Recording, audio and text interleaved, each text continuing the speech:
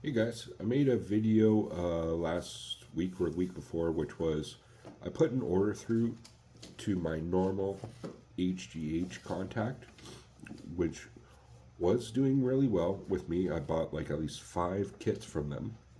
I was running that for a few months.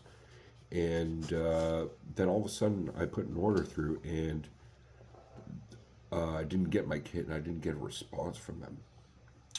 And I thought that was really odd. I thought they ripped me off. So I ended up finding a new source, and I bought a kit from this new source. And the new source answered right away, put the order through e-transfer, and then got the tracking number within a day, and within 3 days got the kit, which was super fast, a lot faster than the other source. Uh, Ended up paying an extra, like more $20 for this new one than the other one, but it was good.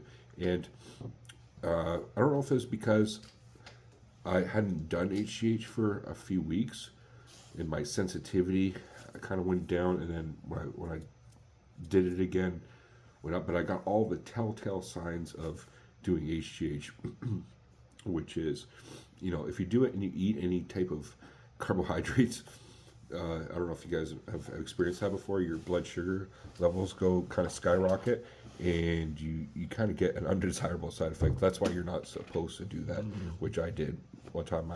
Because I took a shot of it, and then I ate breakfast, which involved toast and things, and kind of felt the spike in blood sugar, typical side effects of that, as well. The one right before going to sleep, the effect it has on sleep is quite remarkable, actually. You have a good quality of sleep, even though like I took it and I only had like 6 to 7 hours before I had to wake up. So that's normally for me not enough time to have like a good thorough sleep. But I did it, and I woke up like 5 or 6 hours later, like totally refreshed, and that's the way HGH normally does work. Traditionally for me, because I've done it in the past quite a bit, and as well.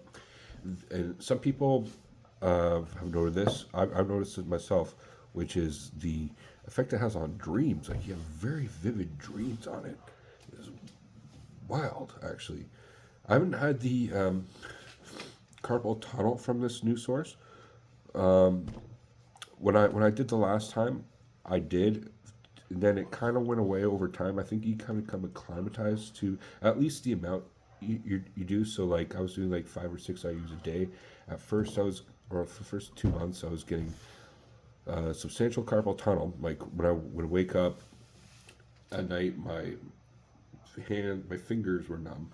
It was the median nerve, like that's being blocked. So my dog's biting me while I'm making this video. But yeah, I think that kind of goes away after a while once you become kind of used to it. At least the certain dose that you're doing, if you're not doing like a high dose. But anyway, this new source, I was getting all of the desirable effects. But sure enough, the old source contacted me after a month, being like, "Hey, look, we saw you put an order through last month, and the email got compromised for whatever reason, and we're not able to like access it, so we're not able to access the money." And I was kind of pissed because I thought they were just ripping me off, and I was like, "Oh, my money's gone," because on my end of things, on my bank account, it showed that the money went through. So I was like, "Well, you better compensate me because like my money went through. Like I'll never buy shit from you again." And they're like, "No, no, no, just like you can cancel it." I'm like, "Okay, yeah, actually that makes sense." So I went through, canceled it, and sure enough, I got my money back. No problem. But at the same time, I'm kind of like, do I want to order through these guys again? Because first of all, it seems like on their end of things, the something kind of fucky is going on where, you know, when I want to put an order through, I want to get it like right away because you don't want like when you're running something like HGH, you don't want like some type of gap in doing it. You want to run it consistently, right? I'm kind of happy that there was a gap because I wanted to experience going off it after doing it for like 4 or 5 months, what that was like, and it wasn't that bad actually. I think there might have been a little bit of a rebound, being that when you're running HGH for a while, the hypothalamus to pituitary gland communication that's like secreting the HGH normally gets shut off. Just like when you're taking testosterone, the pituitary gland to your gonadal system gets shut off, so your nuts get shut off. Well, your pituitary gland gets shut off from producing HGH when you run it for nut. But I think the rebound is a lot less drastic than something like testosterone. I'm just going to throw that out there. But I would love to hear you guys' point of view on that. But anyway, this new source through Canada, and I believe it's lit. I believe it might actually be the same HGH. Although it might not be. They might just be using the same vials and whatnot, because it's got the same tops to them. It looks the same. When I put the water in, it dissolves the exact same. So I'm thinking it's from Qingdao Sigma Chemical Company from China that imports it. It's a major import to not just Canada but United States. But Canada, I believe there's like a middleman here where they're importing this HGH for dirt cheap and then reselling it for like $200 to $230 a kit. Okay, which for generic is actually a reasonably good price if you have, if it is actually HGH, which I believe it is, because they do the testing through something called Genoshic, which they send samples into this one site, which then verifies that it is. And every batch they get, they do that. So, but you know, that could even be falsely verified, like falsified in itself. I don't think so, but you know, I always have that question too. I actually believe it is real HGH because, you know, the 171 peptide chain, which is HGH, I believe, especially these Chinese companies can easily make, like with the current technology.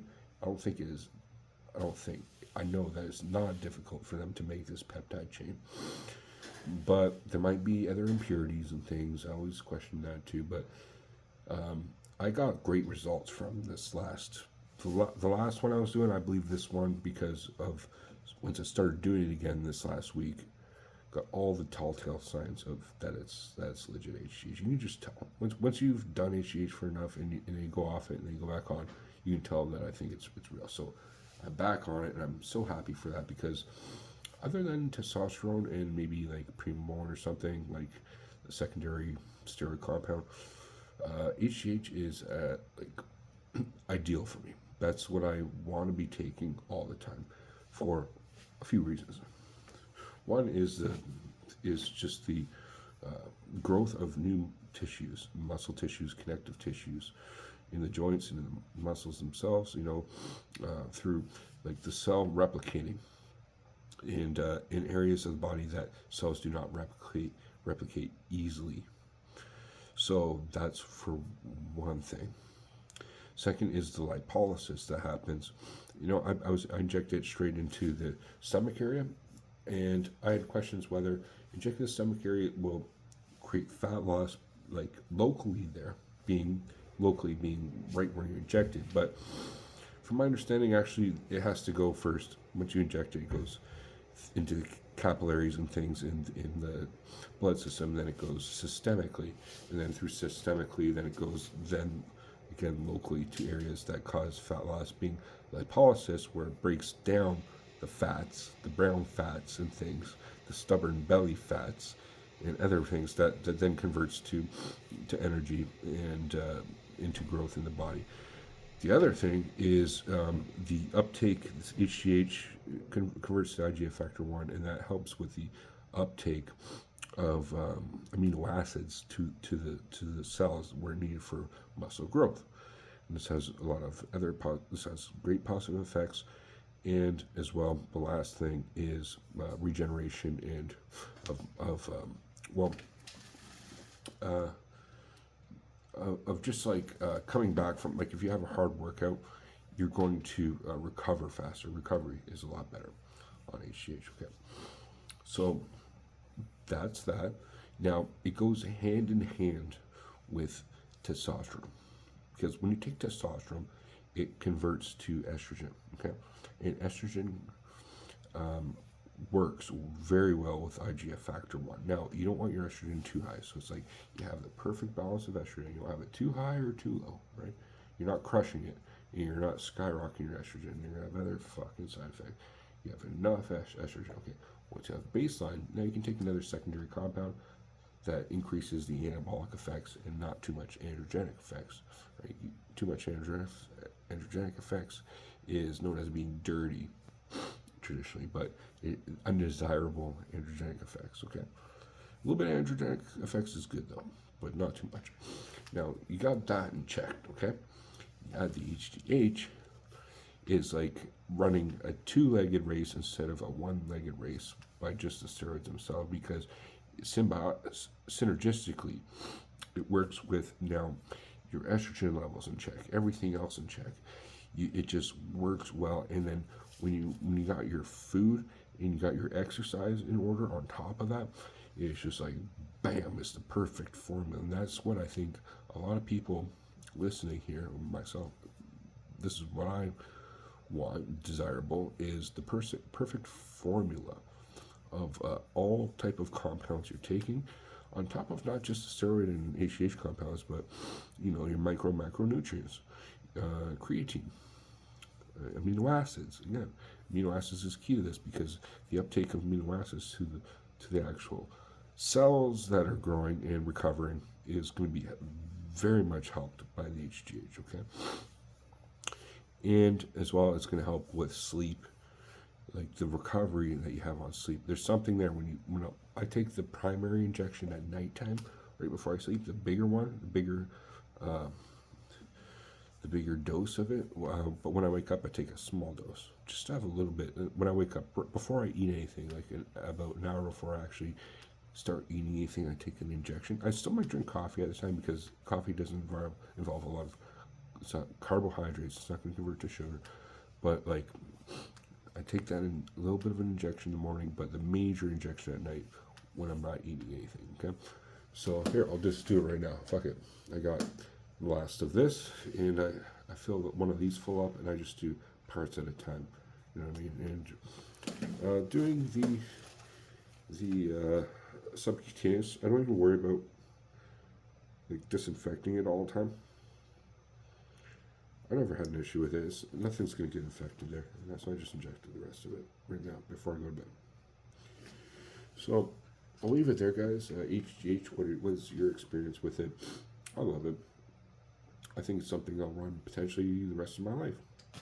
I don't know at the dosage I'm running now, but definitely a few IUs. I wouldn't run anything less than 2 IUs, and 2 is even pretty not enough. Like 4 is, especially if you're an active guy, is kind of the minimal I would recommend. And if you're really serious about it, go up to 6. And then if you're really, really, really bodybuilding, go up to 12 at highest. But then it's going to be expensive. Like each kit I have is 10 IUs, and 10 times 10. So 100 IUs. Like if you're running 10 IUs a day, that's 10 days. And that's $200, $230 for 10 days.